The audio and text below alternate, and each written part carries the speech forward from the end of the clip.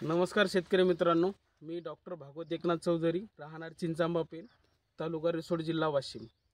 माझ्याकडं 5 ते 6 एकर शेती असून त्यात हळद, सोयाबीन, तूर आणि हरभरा ही महत्त्वाची पिके घेतो व कृषी हवामान केंद्र करडा, कृषी विज्ञान केंद्र करडा, सुविधे फाउंडेशन रिसोड अंतर्गत मला शेतीविषयी जे मार्गदर्शन मिळते हवामान केंद्राचं, त्यानुसारच मी शेती करतो।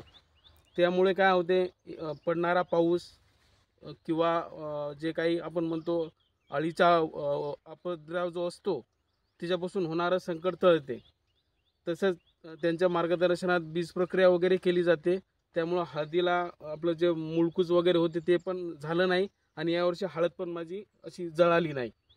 त्यामुळे माझा एक 10 ते 12 हजाराचा फायदा झालेला आहे, कारण दुसऱ्या खताच्या फवारण्या वगैरे त्या वाचलेल्या आहेत।